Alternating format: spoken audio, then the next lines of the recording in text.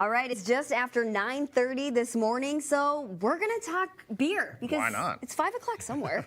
And not just any beer, though. It's beer from a spot that's been in St. Paul, get this, since 1857. So Waldmann opened up 6 months before Minnesota became a state. Yeah, it's that old. So Waldmann Brewery is housed in an old lager beer saloon. So here to tell us more about it are the proprietary Tom Schroeder and head brewer Matt Wilder. Good to see you guys. Good morning. Hey, good morning. Thanks for having us. You know, we are going to go with that. It is 5 o'clock somewhere. I'm sure you guys hear that all the time. But is this kind of like your everyday 9:30? Just go ahead and crack a little beer. It's a bit late for me. That's awesome. Okay, so Tom, you're kind of the historian for this whole brewery. So please tell us how you got involved and what it took to save this place. Well, my wife and I live just 200 feet away, actually across the street. And in 2008, the building was listed as vacant and slated for demolition. So we love the neighborhood. It's Minnesota's most historic neighborhood at the Upper Landing. I really wanted to save the building.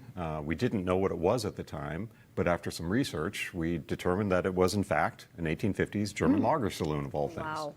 So you live next to the building, and I had no idea what actually happened in there. Yeah, well, nobody did, in fact. The history books identified it as just a house, Anton Waldmann's house. Mm-hmm. But if you looked, as your photo just showed, closely at the front facade, clearly it had been altered from being originally a commercial building into being a residence later on after the Waldmanns returned to Germany. Yeah. And solid limestone. I mean, 3 feet thick. Wow. So then, Matt, how did you get involved with this whole process, and what's your background with making beer? And then, on top of that, how did you sort of honor the history of Waldmann?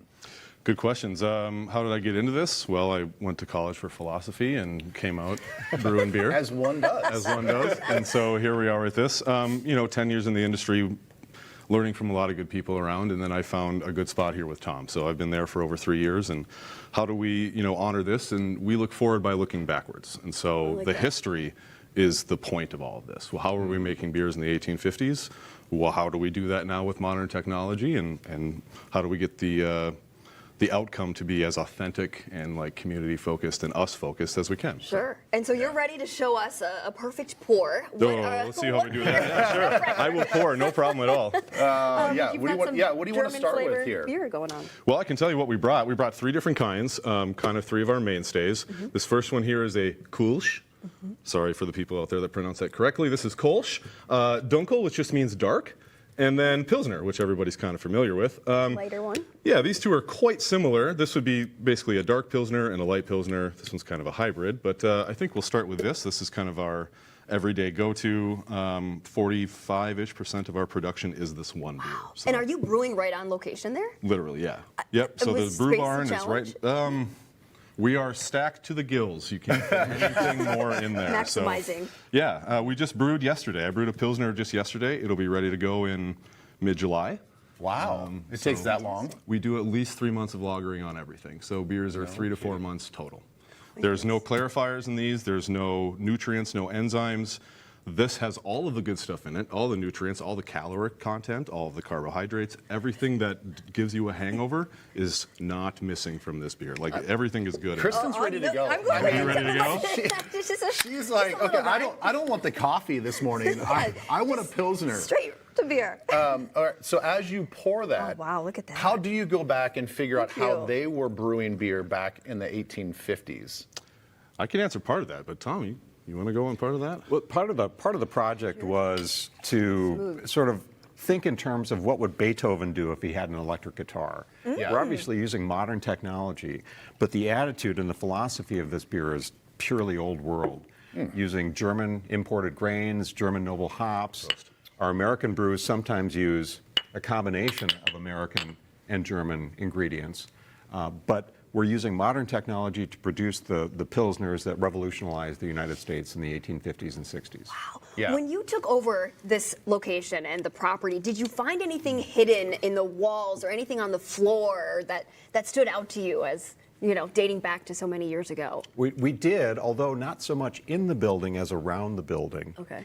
Beer tokens from the Civil War period, tavern pipes, and recognizing that the building had been utilized for over 150 years as a residence after the Waldmanns left and went back to Germany, there were a lot of references to the children, the generations of children, marbles, doll heads, No kidding. doll Creepy. furnishings. Just things, yeah, I yeah. didn't want to go there, but you know, finding dolls from back in kept the them all. 1800s, I'm like, I don't know. That It's is all good. fascinating. We have no poltergeists. Yeah. The atmosphere is wonderful. You should start with that, at least for me. You're like, listen, it's not haunted. Come right, in. right. Okay, this is fantastic. I'm obviously not like one of these people that have like this great palate for beer, but it has body to it, but there's a little like natural sweetness to it. Yeah.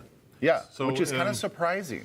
If you think about beer as being, if this is a 5% beer, 95% of this is water, 5% Yeah. is alcohol, right? And that remaining part that didn't get turned into, there's going to be some residual sugars in there. Yeah. And all that has to do with how far did the beer attenuate, or how far did it actually ferment. Yeah. And so this one being a very fully fermented lager, that hint of sweetness is what we're going for. Yeah, and that's all it really is. I was good. actually really surprised after I saw it. I'm like, oh, wow, that's actually kind of a nice little sweetness to it. Can you pour this one real quick and try the dark one? And Tom, we'll talk to you about, you guys obviously do a lot in the community there. You do a lot of philanthropic things. Do you have anything coming up that we should know about?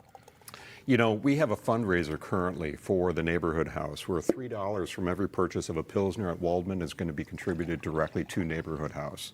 That will be ongoing for as long as it takes, okay?